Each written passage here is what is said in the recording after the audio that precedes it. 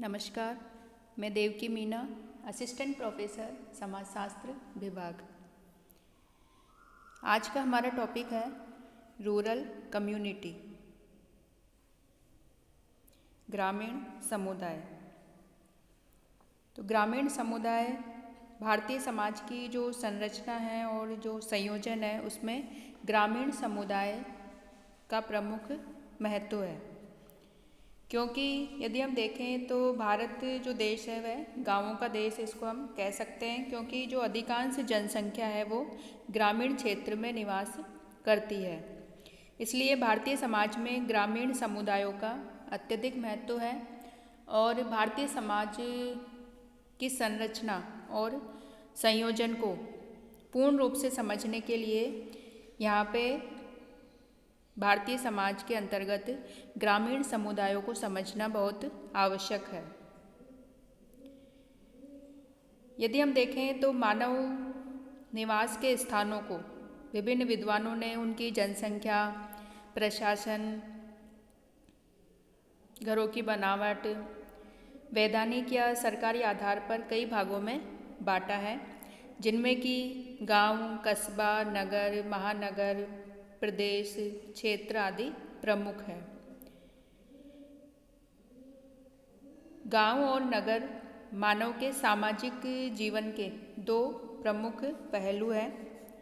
नगर समाज से निर्मित एक ऐसा वातावरण है जिसमें कि सामुदायिक जीवन के उद्देश्यों के लिए प्राकृतिक पर्यावरण के अनेक पहलुओं का संपूर्ण संशोधन किया जाता है, यानी कि मानव स्वयं उसमें अपने प्राकृतिक जो वातावरण है उसमें संशोधन करता है, जबकि गांवों का जो प्रकृति से प्रत्यक्ष और निकट संपर्क पाया जाता है।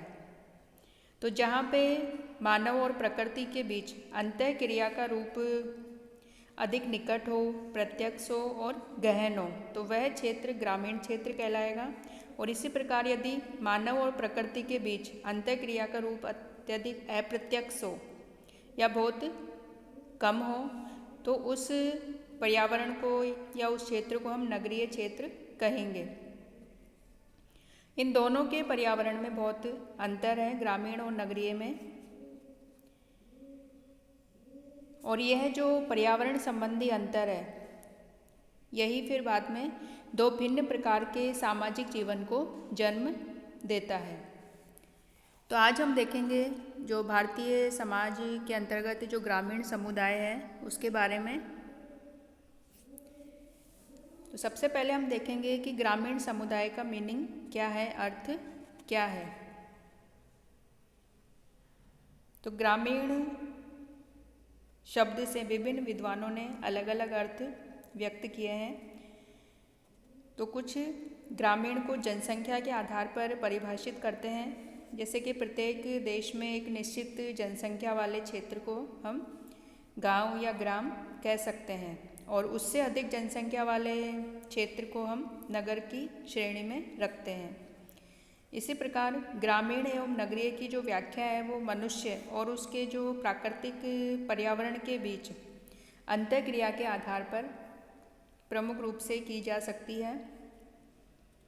जैसे कि ग्रामीण अवस्था में मानव के प्रकृति के साथ निकट और प्रत्यक्ष संबंध होता है, और एक ग्रामीण क्षेत्र वह क्षेत्र है जहाँ पे लोग किसी प्राथमिक उद्योग में लगे हुए होते हैं, और अर्थात प्रकृति के सहयोग से वस्तुओं का वे प्रथम बार उत्पादन करते हैं, यानी कि प्रकृति के बहुत अधिक निकट होते हैं। तो ऐसे क्षेत्र को हम ग्रामीण समुदाय या ग्रामीण क्षेत्र कहेंगे। यदि हम इसकी परिभाषाएं देखें ग्रामीण समुदाय की, तो सबसे पहली जो परिभाषा है वो है सिम्स के अनुसार। इन्होंने कहा है कि ग्रामीण समुदाय को ऐसे बड़े क्षेत्रों में रखने की प्रवृत्ति बढ़ रही है जिसमें समस्त अथवा अधिकतर प्रमुख मानवीय हितों की पूर्ति होती है। तो सिम्स ने इस तरह ग्रामीण समुदाय को परिभाषित किया है, जिसमें कि अधिक से अधिक मानवीय हितों की पूर्ति संभव हो सके। नेक्स्ट है सैंडरसन के अनुसार। तो सैंडरसन ने ग्रामीण समुदाय को परिभाषित करते हुए कहा है कि एक ग्रामीण समुदाय में स्थानीय क्षेत्र के लोगों की सामाजिक अंतःक्रिया और उनकी संस्थाएं सम्मिलित हैं, जिसमें वह खेतों के चारों ओर बिखरी झोपड़ियों तथा ग्रामों में रहती है और जो उनकी सामान्य क्रियाओं का केंद्र होती है। तो इस प्रकार सैंडरसन ने ग्रामीण समुदाय की परिभाषा में सामाजिक अंतःक्रियाओं को प्रमुख माना है। नेक्स्ट जो परिभाषा है वो है फेयरचाइल्ड के अनुसार। इन्होंने कहा है कि ग्रामीण समुदाय पड़ोस की अपेक्षा विस्तृत क्षेत्र है जिसमें आमने सामने के संबंध पाए जाते हैं और जिसमें सामूहिक जीवन के लिए अधिकांशतः सामाजिक, शैक्षणिक, धार्मिक एवं अन्य सेवाओं की आवश्यकता होती है और जिसमें मूल अभिवृत्तियों एवं व्यवहारों के प्रति सामान्य सहमति होती है। इस प्रकार फेयरचाइल्ड ने ग्रामीण समुदाय की परिभाषा के अंतर्गत सामूहिक जीवन के जो विभिन्न पक्ष हैं उनको सम्मिलित किया है, जैसे कि शैक्षिक, धार्मिक और अन्य सेवाओं को इसमें सम्मिलित किया है। साथ ही इन्होंने इसमें जो सामान्य व्यवहार है दैनिक जीवन की उनके प्रति सामान्य सहमति को आवश्यक बताया है। नेक्स्ट जो परिभाषा है वो है मेरिल तथा एलरिच के अनुसार। मेरिल और एलरिच ने ग्रामीण समुदाय को परिभाषित करते हुए बताया है कि ग्रामीण समुदाय के अंतर्गत संस्थाओं और ऐसे व्यक्तियों का संकलन होता है जो छोटे से केंद्र के चारों ओर संगठित होते हैं तथा सामान्य प्राकृतिक हितों में भाग लेते हैं।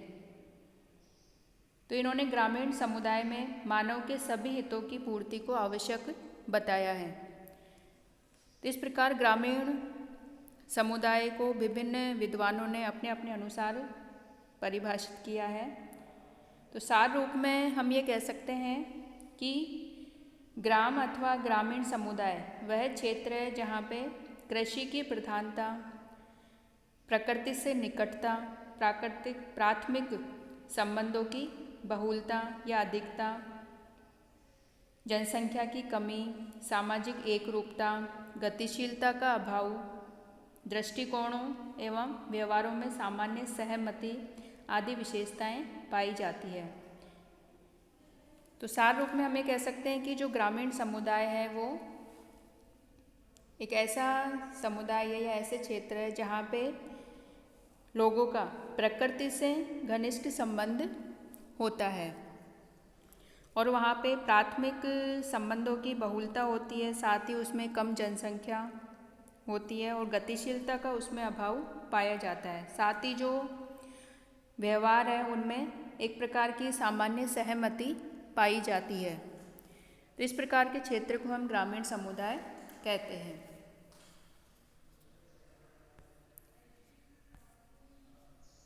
और ग्रामीण समुदाय को समझकर ही हम भारतीय समाज के बारे में पूर्ण रूप से जानकारी प्राप्त कर सकते हैं।